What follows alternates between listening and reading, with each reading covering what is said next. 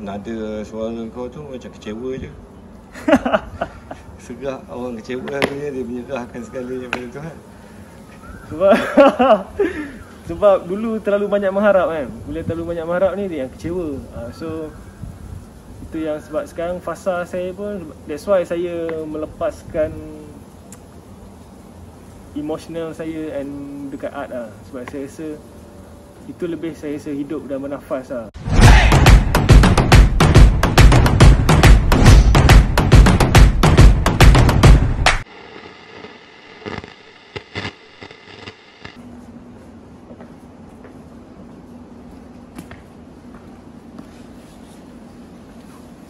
Hai.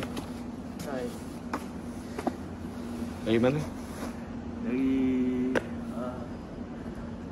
apa, meeting. Meeting? Meeting. Meeting apa? Dia meeting filem. Filem? Filem apa? Filem apa? Adalah filem. Kau berlakon ke filem tu? Tak sure. So tadi pergi audition ke apa? Tak, teman kawan. Teman kawan. Kawan buat apa kat situ? Dia apa? Acting coach. Acting coach. So kau ikut dia kenapa? Kau harap ada watak untuk kau ke apa? Tak ada, dia ajak teman. Oh, dia ajak teman je lah. Tak ada buat apa ni, sementara tunggu shoot ni. Macam tu lah. Sebab sebelum ni pun buat juga, saya buat art. Saya buat art untuk TVC. Tolong kawan-kawan tak? Tolong kawan-kawan lah. So apa shoot yang last apa? Saya baru habis shoot filem Memburu Tahun Baru. Apa? Memburu Tahun Baru. Memburu Tahun Baru. Memburu Tahun Baru. Memburu. Memburu Tahun Baru. Cerita apa tu? Cerita pasal apa? Ada pekerja buruh ni yang struggle nak deliver dia punya wife, anak dia. Dia tu wife dengan anak dia. So kes struggle dalam satu kota raya lah dia, yang diarahkan oleh Imri Nasution. Imri. Macam mana kerja dengan Imri? Okey. Alhamdulillah okey. Bekerja dengan dia, saya rasa macam banyak benda lah saya belajar dengan dia. Dari segi directing dengan acting. Tapi especially for acting lah, benda-benda yang kita dah lama tinggal masa zaman belajar tu. So dia kupaskan balik lah. Dia kupas balik, dia bawa balik benda-benda lama. So bukan sekadar belajar acting, banyak tentang informasi, tentang benda-benda yang pasal politik. Benda tu yang saya suka lah, bekerja dengan Imri. Kau watak utama ke apa? Watak utama. First time bawa watak utama? First time watak utama. Sebelum ni? Sebelum ni banyak second man lah. Macam Saka Nasepi pun boleh katakan watak utama, tapi dalam dia sikit second man. Takut Ketak pun kira second man ni. Second man? Second lead. Second lead, second man, second lead. So yang ini betul-betul follow the character lah cerita ni. Okay. So dia kira main lah, memang watak utama lah. Dia follow watak kau je lah sepanjang cerita. So semua scene ada kau lah. Betul. So lepas tu ada buat apa lagi sekarang ni?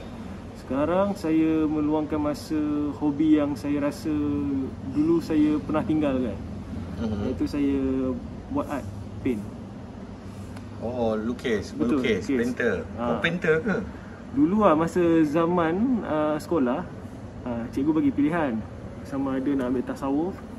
Nak ambil apa? Tasawuf.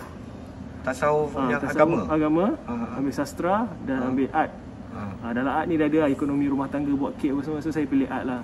So saya ambil art. So saya buat art.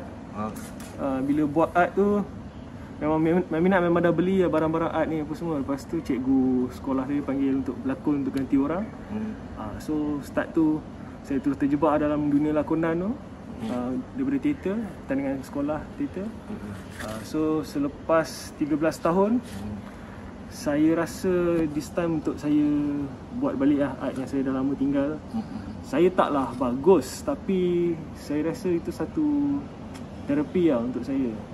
Bila saya buat art ni, saya rasa macam live. Macam bukan live, dia macam, sebab yalah, kita dalam perjalanan sebagai manusia ni pun kita sentiasa mencari, sentiasa belajar benda-benda yang perkara baru. So bila saya buat art ni, saya rasa lebih macam saya seronok lah, saya rasa happy lah. Kau apa nama kau rasa happy lah dengan buat art apa semua ni. Maksud kau bila buat art tu maknanya melukis lah, painting lah. Painting. Sebab saya ada bawa satu buku. Oh, ada. Sana. So, yang kau lukis. So ini tak adalah hebat mana, ni melukis lah. Sketch lah. So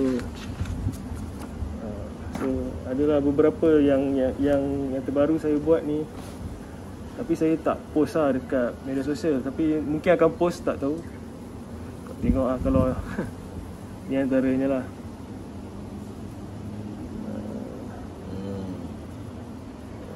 Apa tu? Expression. Abstract expression. So kau nak jadi pelukis pula lah, dah tak nak berlakon lagi? Tak ada bang. Sebab ini macam, bukanlah, dia macam hobi lah. Untuk hobi lah. Memang saya buat ni pun untuk nak bagi impress kat siapa, tak. Saya impress dengan diri saya. Sebab saya rasa macam ini pun orang-orang yang saya sebut ni pun contribute untuk saya buat art ni balik. Iaitu 2 orang ni lah, 3 orang lah. Irwan Idris. So dia ni memang artis, dia dekat Perupa. So Farah Ahmad. So seorang lagi Baim Sani. So dia memang art. So 3 orang ni juga yang mengembalikan semangat saya untuk buat art ni balik lah. Sebab saya tak confident. Sebab 13 tahun saya dah tak pegang brush apa semua.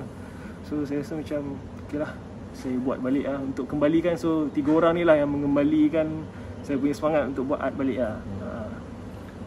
So dah berapa lama lah kau berlakon? 13 tahun lah. 13 tahun. So apa pencapaian kau sepanjang 13 tahun selain daripada baru dapat lead filem? Pencapaian saya start 2008, masuk industri betul 2011. Pencapaian setakat ni alhamdulillah saya dapat berlakon filem dan dapat orang dah mula panggil tu, alhamdulillah. Walaupun saya rasa memang saya jarang dapat offer TV. Saya banyak dapat offer filem. Tapi ada pun filem pun sangkut-sangkut yang macam bila dah deal, lepas tu senyap kan. Benda-benda itulah yang kita kena tempuh as anak seni ni lah. Kau describe kau punya kehidupan sekarang macam mana? Bagi satu perkataan. Struggle. Kau struggle. Maknanya dah 13 tahun pelakon pun masih struggle. Struggle dari sudut apa? Struggle dari sudut emotional, spiritual dengan ekonomi lah. Ekonomi yang ni after Covid lagi memang terasa lah. So masa Covid tu dia dah bagi satu tamparan yang hebat kat saya. So saya tak boleh menunggu orang untuk offer job. Saya rasa memang tak ada. Dan saya memang MCO, saya buat 2 perkara. Saya jual kek batik dengan saya buat Lala Move. Maknanya sebelum PKP tu, sebelum Covid, PKP apa semua, job kau memang rancak lah? Almost rancak. Memang dia dah dapat offer. Okay, tahun 2020 ni ada sekian.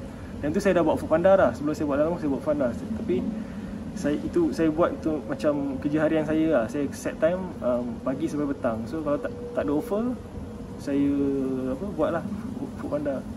Dulu waktu interview kau dulu, kau ada cakap yang struggle kau nak masuk dalam industri sebab perwatakan tak menarik. Dia orang nak perwatakan menarik. Kau pernah pergi audition tapi dia orang tolak kau, reject kau apa semua. So benda tu still berlaku lagi sekarang? Lepas aku interview kau dulu tu. Benda tu dah tak ada. Saya rasa tak ada. Tapi layanan orang adalah kadang-kadang, tapi dia tak cakap on verbal lah. Tapi kita boleh rasa vibe yang macam dia ni tak perwatakan menarik. It's okay lah, kita next to benda lain lah. So saya kalau katakan kekecewaan tu, saya ni ibarat orang yang dah terlatih patah hati. Saya dah biasa lah. So kalau saya nak mengungut pun saya rasa macam tak boleh jadi apa kan. Sebab kata Nasir lolok kan. Apa nak jadi lah, alik batai BC lah. Adab je lah lalu ni. So boleh dikatakan saya jalan je lah hidup ni. So sebab kalau abang cakap saya nak jadi painter ke apa, saya tak tahu. Tapi secara jujurnya saya memang minat lakonan lah. Lakonan dengan directing.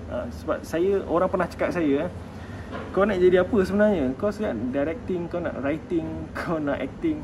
Tapi bagi saya seni ni meluas kan. As long you rasa, saya sekarang saya lebih happy dengan diri saya sebelum saya happy dengan orang, untuk apa orang pandang pada saya. Sebab saya rasa lebih baik saya describe kan saya nak jadi apa. Sebab tu saya tak pernah kata saya ni macam kau kena jadi tu, tak. Sebab seni ni meluas. So saya rasa, tapi saya punya keutamaan memang saya minat acting lah. Acting ni memang saya minat lah.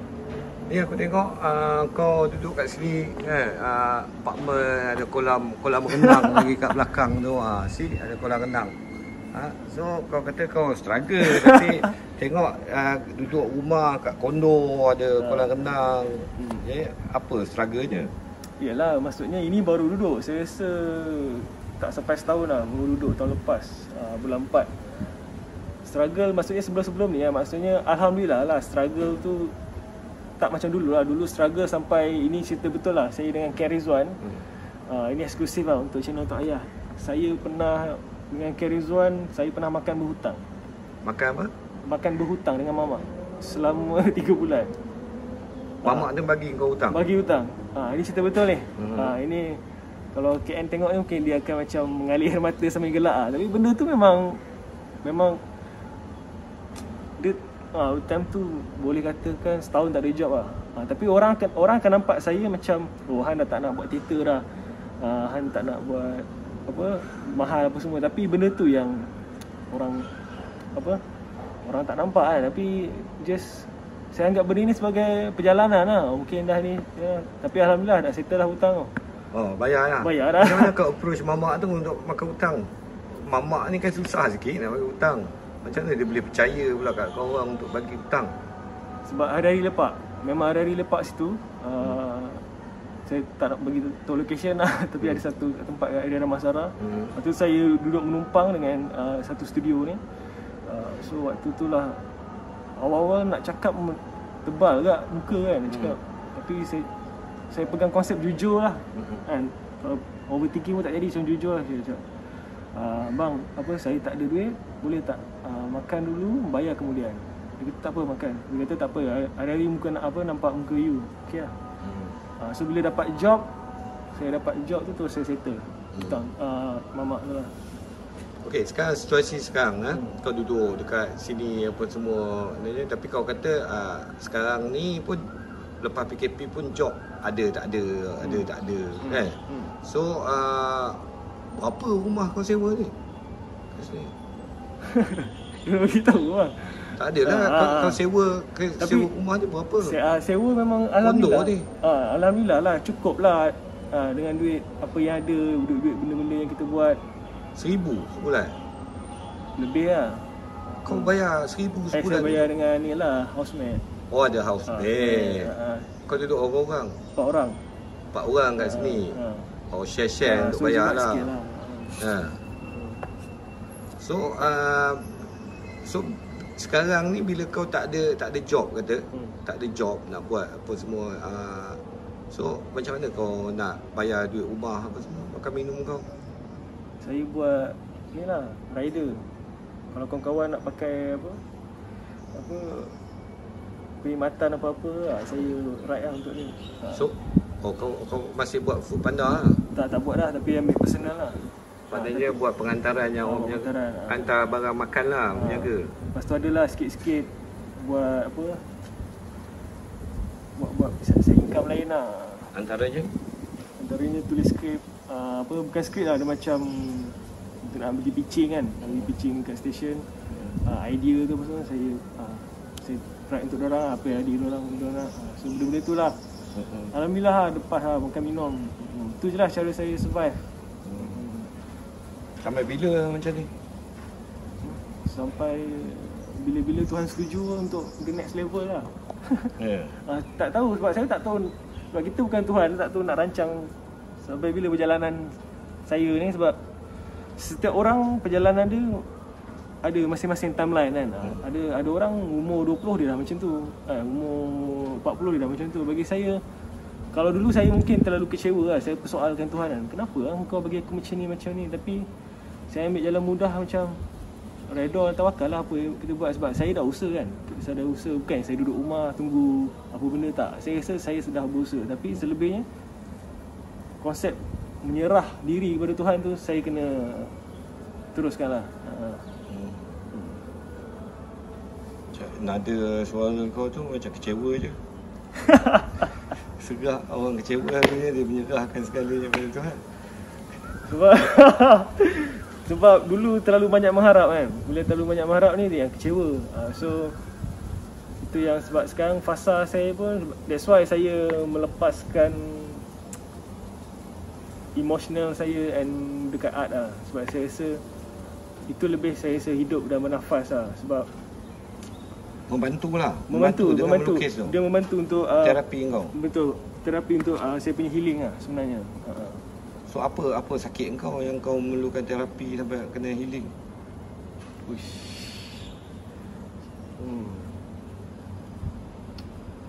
Ada cerita lama 2018. Saya rasa Abang Namrong pun tahu benda tu.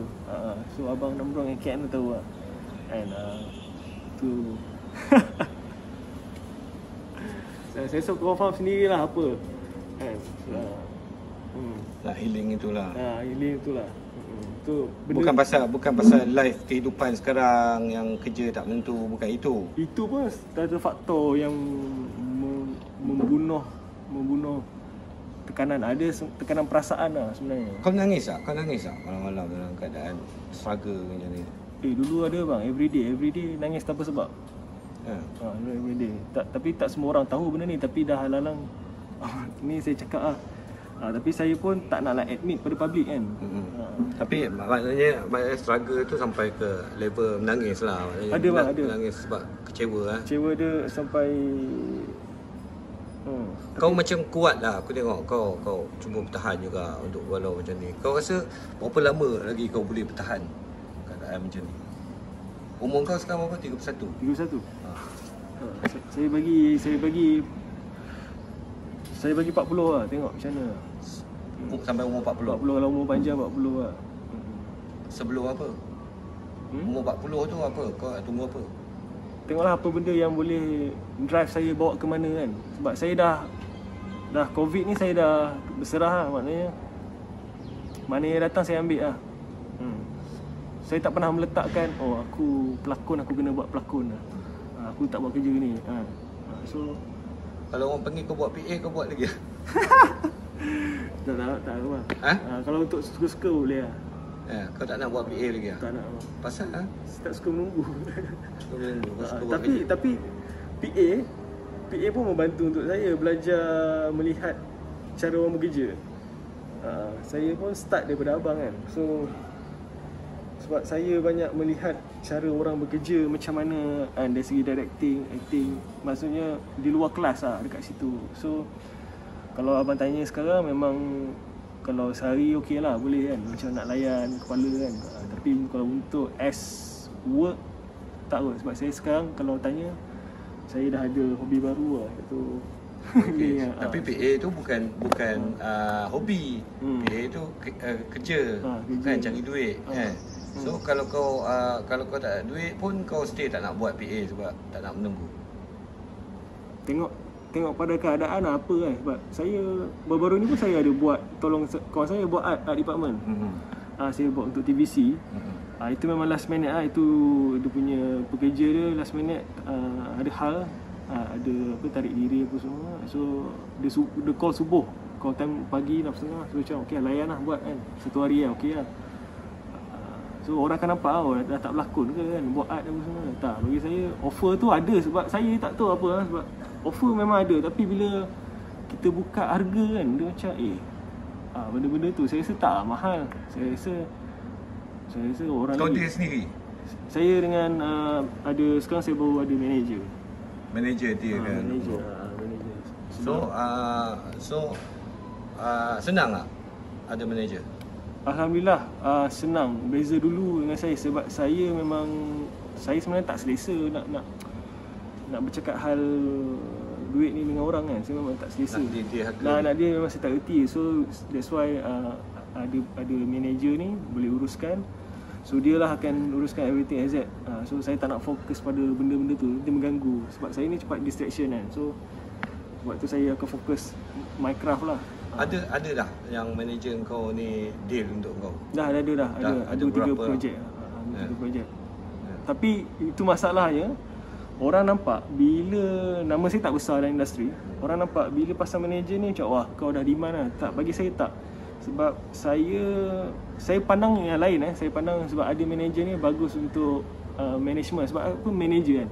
So dia akan managing kita dengan benda yang betul lah. So sebab kau tak payah fokus pasal benda-benda, kau fokus your craft je. So orang akan nampak mahal, macam kenapa nak kena pakai manager apa semua kan. Sebab kau tak popular lagi. Tapi sebab saya sedar diri saya, macam mana. Sebab sebelum ni saya apa-apa mas kahwin yang diberikan oleh production, saya sauk je. Saya sauk salam lah. Tapi itu yang dipertikaikan oleh kawan-kawan, asal kau tak buat ni kan. So saya macam fikir okay lah, hire manager. Dan manager ni memang atas dasar kawan-kawan nak tolong saya juga. So alhamdulillah dia dah jadi, alhamdulillah boleh macam alhamdulillah. Tapi ada juga orang cakap setengah-setengah production manager atau producer dia malas nak deal dengan manager. Bila dia dengar manager tu, dia terus rasa macam alamak payah. Itu bagi saya sudut pandang diorang lah. Bagi saya sudut pandang diorang. Kalau dia rasa benda tu terbeban, menyusahkan, itu cara dia memandang sesuatu. Sebab sebelum-sebelum ni production deal dengan manager saya okey je. Ada tak yang tak okey?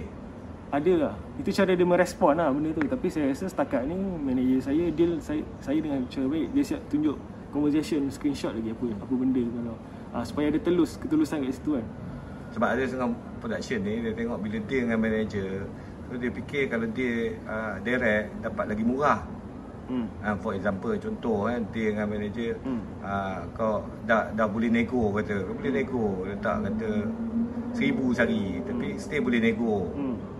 Tapi dia orang still rasa macam nego lah, kata nego dapat 500.